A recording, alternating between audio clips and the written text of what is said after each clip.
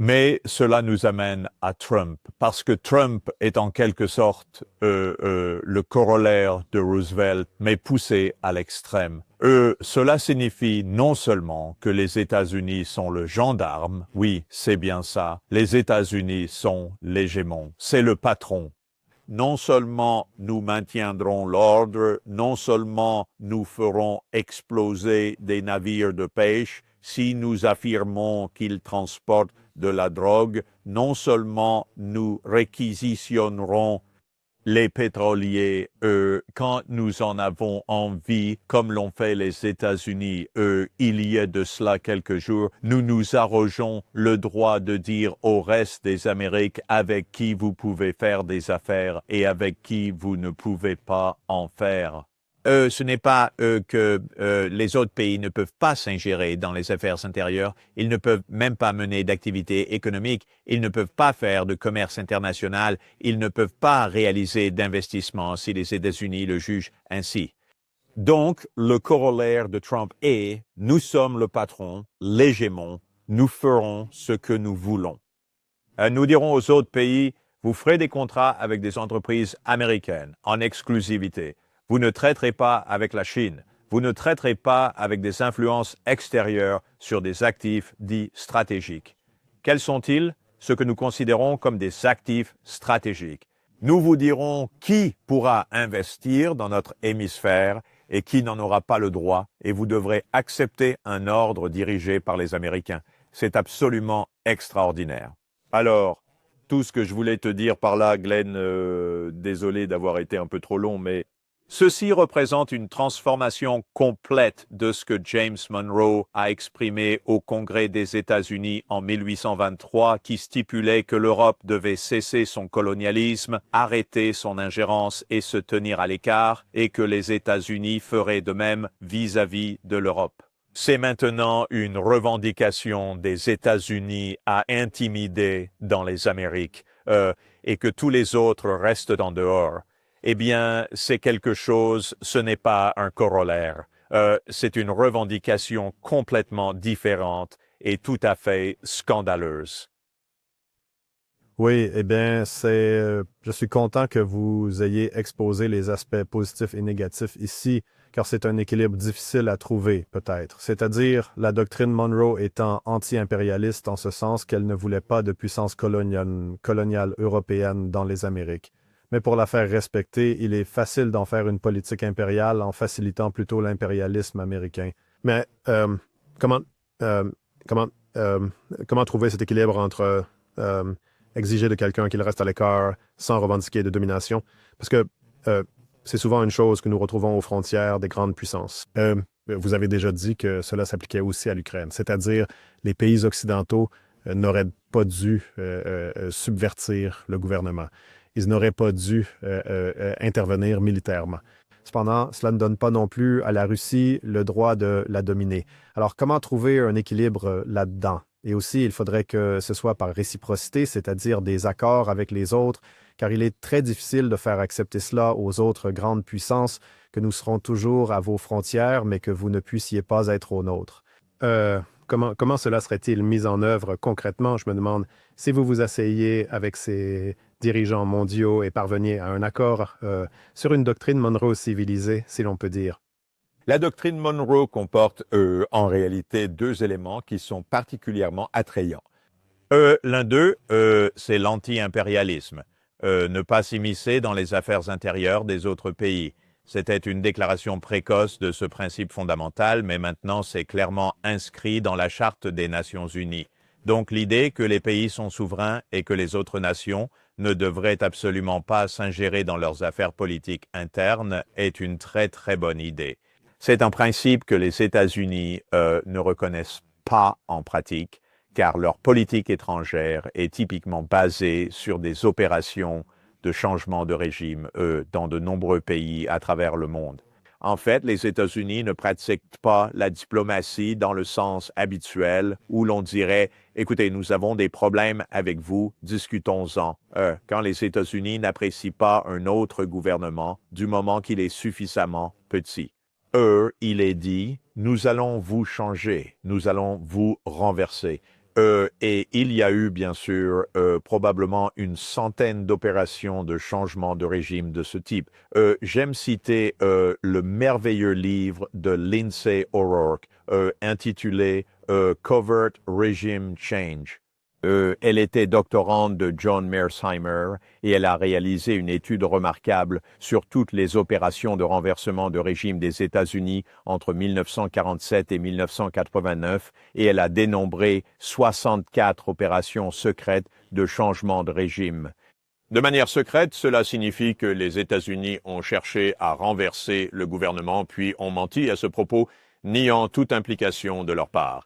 C'est donc ce à quoi s'oppose en premier lieu la doctrine Monroe, qui est très attrayante. Deuxièmement, la doctrine Monroe, comme nous l'avons tous deux eu l'occasion de le mentionner, est de nature réciproque, ce qui est, encore une fois, complètement oublié. Les États-Unis déclarent clairement « Nous ne nous immiscerons pas dans les affaires de l'Europe ». Et cela remonte en fait au discours d'adieu de George Washington, où il s'est prononcé contre toute forme d'ingérence ou d'enchevêtrement dans les affaires européennes, affirmant que les États-Unis ne devraient absolument pas se laisser entraîner dans les guerres interminables de l'Europe. Alors, voici deux idées très attrayantes, la non-intervention et, bien sûr, la réciprocité en tant que norme fondamentale. Je pense qu'elles peuvent être intégrées dans un système légitime aujourd'hui, un système dont nous avons déjà discuté et que j'appelle les sphères de sécurité. Et par sphère de sécurité, c'est une sorte de réinterprétation de la doctrine Monroe, formulée un peu différemment, mais c'est que les grandes puissances, et par là j'entends les grandes puissances nucléaires qui peuvent projeter leur pouvoir en dehors de leurs frontières, les États-Unis, l'Europe, la Russie, la Chine, l'Inde, je crois que ces pays devraient respecter les zones frontalières des autres grandes puissances afin de ne pas provoquer ce qui pourrait devenir une guerre nucléaire. Et ceci en serait un élément. C'est un peu comme la doctrine Monroe. Elle stipule que ni la Russie ni la Chine ne devraient intervenir sur le continent américain, mais que les États-Unis ne devraient pas intervenir dans le voisinage immédiat de la Russie en Ukraine ou en Chine. Taïwan, et ce serait réciproque. Mais j'associerais cela à la politique de bon voisinage de Franklin Roosevelt, qui a réellement fonctionné et qui est très importante. Et c'est encore une autre raison pour laquelle je considère Franklin Roosevelt comme le plus grand président américain. Quand il est arrivé au pouvoir, il a déclaré « Nous mettrons un terme à ces interventions militaires des États-Unis sur le continent américain ». Et il l'a fait. Sa vision était que nous serions bien plus en sécurité nous-mêmes si nous parvenions à établir une sécurité collective au sein de notre région. C'est donc l'idée d'une sphère de sécurité. Est un arrangement entre grandes puissances où celles-ci déclarent « Nous ne franchirons pas les lignes rouges des autres grandes puissances afin d'éviter un conflit mondial ». Un principe que les États-Unis ont ouvertement bafoué en poussant l'élargissement de l'OTAN vers l'Ukraine et la Géorgie. Mais la politique de bon voisinage affirme que ce n'est pas une autorisation pour la Russie de diriger l'Ukraine ou de contrôler la Géorgie, pas plus que ce n'est un permis pour les États-Unis de diriger le Mexique ou de renverser le gouvernement du Venezuela, ce que Trump tente de faire en ce moment même. Voici donc les deux principes que j'aimerais voir appliqués. La non-intervention des grandes puissances dans les régions voisines d'autres grandes puissances, afin que nous ne fassions pas exploser le monde, mais aussi en déclarant aux grandes puissances « Vous n'êtes pas un tyran dans votre propre hémisphère, vous n'avez absolument aucun droit d'intervention militaire. » Vous n'avez aucun droit de faire exactement ce que Trump est en train de faire en ce moment au Venezuela, ce qui est explicitement de déstabiliser le Venezuela dans le but de renverser un gouvernement. Cela ne devrait pas prévaloir. C'est contraire à la Charte des Nations Unies. Et mon point de vue est que c'est contraire à la sécurité des États-Unis. Oui, euh, on peut faire plein de choses, mais est-ce que ça donne de bons résultats? Non. Quand on regarde les leçons de la merveilleuse étude de Lindsay O'Rourke, on découvre que ces opérations de changement de régime sont généralement des désastres. Oui, un gouvernement peut être renversé, mais qu'est-ce qui vient après? Typiquement, des guerres civiles, des troubles, des migrations massives, un effondrement économique. En d'autres termes, ce genre de situation ne produit jamais rien de stable. Cela génère plutôt quelque chose d'instable qui peut ensuite, effectivement, dégénérer en un nouveau désordre régional, voire même mondial. Donc, l'idée de s'ingérer dans les affaires d'autrui, de renverser des gouvernements se déclarant en vertu du corollaire de Trump comme le tyran de l'hémisphère, ce n'est pas dans l'intérêt propre des États-Unis et encore moins dans les intérêts des pays ciblés. Mais j'aime bien l'idée quand même de revenir à un arrangement de grande puissance. C'est souvent, ça peut aussi prendre une forme négative si vous pensez que les grandes puissances se partagent le monde entre elles. Mais sous une forme plus bénigne, si les grandes puissances s'unissent et, au lieu de se tailler des zones d'influence exclusive, acceptent de ne pas s'ingérer dans les affaires des autres, harmonisent leurs intérêts, en substance, si les gros morceaux sont en place, les plus petits sont faciles à organiser par la suite. Alors, il a été suggéré et des rapports indiquent que l'administration Trump souhaiterait former une alternative au G7, car le G7 ne regroupe plus toutes les principales économies mondiales. Il est donc fait référence à ce Core Five, là, c'est-à-dire les États-Unis, le Japon, la Chine, la Russie et l'Inde. Oui, évidemment, l'Europe, enfin pas évidemment, mais l'Europe n'est pas sur la liste, mais l'idée est d'amener ces 5 pays à trouver une formule pour coopérer. Pensez-vous que cela pourrait, je suppose, civiliser et créer une version bénigne de cette doctrine Monroe? D'abord, c'est intéressant. Je pense qu'il y a une distinction vraiment très importante entre la militarisation et l'économie, et je préférerais garder les deux bien distincts. Mais c'est l'inverse qui se produit en ce moment. Actuellement, l'idée est que tout dans une économie tourne autour du militaire et donc le commerce s'effondre parce que, entre guillemets, tout a un double usage. Cela signifie, que cette technologie pourrait se retrouver dans une arme. Par conséquent, nous ne pouvons pas commercer. Par conséquent, nous ne pouvons pas avoir de chaîne d'approvisionnement. Par conséquent, nous devons démanteler le système international de commerce, de finance et d'investissement. C'est une très grave erreur et c'est une erreur un peu paranoïaque et c'est confier les rênes de l'économie aux généraux. Non, merci. Ce n'est absolument pas la bonne manière d'aborder la situation actuelle. Donc, je pense que l'entente et la cohabitation entre les grandes puissances sont d'une importance capitale, et ce, en raison de la présence des armes nucléaires. Parce que l'armement est extrêmement dangereux, parce que nous sommes en train d'escalader vers les armes autonomes, vers les armes spatiales, vers la cyberguerre, vers la nouvelle forme de guerre de l'ère numérique, les essaims de drones et tout ce qui s'ensuit. Alors, les probabilités d'une confrontation entre les grandes puissances sont extrêmement élevées. Et le roulement des tambours de guerre dans notre journalisme, par exemple, en Occident, est absolument choquant. Le New York Times a publié un article il y a quelques jours de son comité de rédaction sur la préparation à la guerre future, ce qui est dégoûtant, ahurissant dans son insistance à se préparer à la guerre plutôt qu'à la diplomatie. Alors, j'aimerais, oui, que 4 ou 5 des grandes puissances mondiales s'asseyent ensemble et élaborent ces zones de sécurité afin de comprendre qu'elles doivent cesser de se déranger mutuellement, cesser de provoquer un conflit entre les États-Unis et la Chine, cesser de provoquer un conflit entre les États-Unis et la Russie. C'est là où je veux en venir. En ce qui concerne l'économie, tout d'abord, je suis beaucoup moins convaincu que ces 5-là soient, d'une manière ou d'une autre, les 5 appropriés, ou qu'il existe une sorte d'ordre exclusif en matière d'économie, parce que l'économie Cela devrait être simplement une situation où tout le monde est gagnant, permettant une amélioration significative de la situation économique, et non pas un jeu de pouvoir ou une compétition où seules quelques grandes économies tirent leur épingle du jeu dans ce contexte. Nous avons un ordre économique multilatéral qui a été patiemment construit et développé au fil de nombreuses décennies.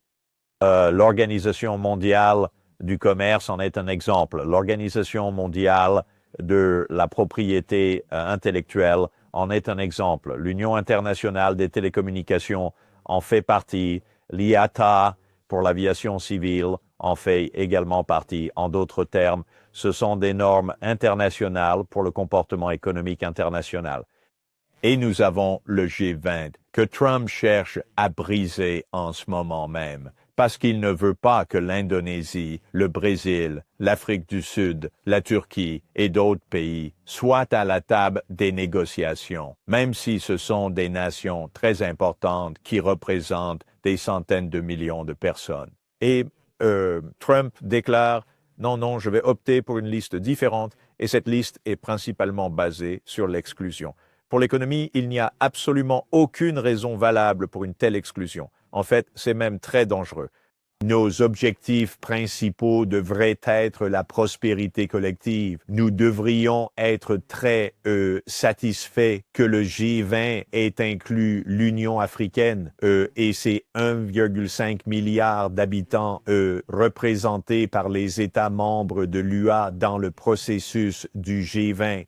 Ce qui s'est passé, par contre, au G20 récemment à Johannesburg, c'est que Trump l'a boycotté. C'est un intolérant, c'est un raciste. Sa base est de la même trempe pour ce qu'il cherche à attirer. Alors, il dit « je ne vais pas dans ces endroits ». C'est une forme de racisme vulgaire en fait, et c'est une force motrice, du moins dans l'imagination de Trump. Je ne dis pas que d'autres personnes peuvent le soutenir et être très éloignées de ce genre de choses, mais pour Trump, c'est réellement une vision. Et donc quand il dit « non, je vais avoir ce groupe à la table pour l'économie », je ne suis pas seulement pas convaincu, je trouve ça très délibéré et agaçant. Il exclut le 1,5 milliard de personnes de l'Afrique. Il laisse de côté les 700 millions d'habitants d'Asie du Sud-Est, ainsi que les 11 pays de l'ASEAN. Il oublie les centaines de millions de personnes en Amérique latine. Non, merci. Eh bien non, c'est une excellente remarque et je pense, oui, que beaucoup de ces pays comme l'Indonésie et la Turquie, cette idée qu'ils ne sont que de simples acteurs mineurs, que je pense que même le Brésil, de placer cet immense pays sous la doctrine Monroe, c'est que c'est une zone d'influence exclusive pour les États-Unis. C'est tout à fait leur donnant une nouvelle répartition du pouvoir. Ce n'est pas rationnel et je pense que c'est une chose que nous verrons dans le monde multipolaire. C'est beaucoup de pays de taille moyenne obtenant beaucoup plus d'autonomie politique. Laissez-moi juste une dernière question très rapide, cependant, et donc la nouvelle doctrine Monroe de Trump semble être une prise de position très claire vis-à-vis de la Chine et de la Russie pour qu'elle ne soit pas présente dans l'hémisphère occidental. En lisant attentivement le document, quel rôle pensez-vous que la Chine et la Russie seraient, entre guillemets, autorisées à jouer dans l'hémisphère occidental selon ce que Trump considère comme étant cette nouvelle doctrine Monroe? Il est clair que Trump comprend ce qu'il fait en excluant la Chine, en particulier de l'hémisphère occidental, en ce qui concerne son rôle dans les infrastructures, les investissements, les opérations commerciales, l'exploitation minière et ainsi de suite. L'idée est que nous dirigions, contrôlions, extorquions, exproprions dans l'hémisphère occidental et personne d'autre. C'est tout à fait explicite parce qu'il ne s'agit pas seulement de s'ingérer dans les affaires politiques internes ou militaires. Il est question de ce qu'il désigne comme des actifs stratégiques ainsi que de contrats et d'infrastructures. Et nous avons déjà pu observer cette situation à l'œuvre dans le canal de Panama, par exemple, où Trump a clairement affirmé qu'il était inacceptable qu'une entreprise internationale de Hong Kong puisse opérer dans la zone du canal de Panama.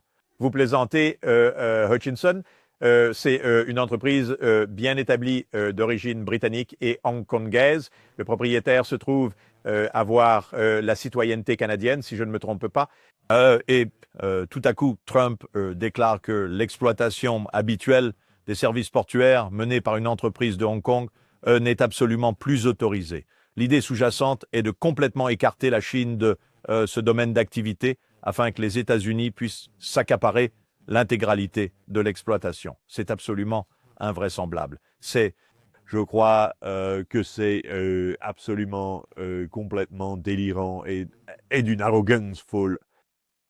Maintenant, cela aurait des conséquences absolument dévastatrices pour les économies de l'ensemble des Amériques si elles acceptaient réellement une telle chose, car elles ont la Chine comme principal partenaire commercial à l'heure actuelle. Mais c'est une tentative d'exclure la Chine des infrastructures, des services portuaires, du rail et d'autres domaines. Ce ne sont pas des avancées stratégiques de la Chine. Ce n'est pas de la militarisation. C'est l'économie, c'est le commerce. Il faut séparer les questions commerciales, militaires et nucléaires. Si nous ne le faisons pas, nous détruirons l'économie en même temps que notre paranoïa, et c'est précisément ce que nous voulons éviter.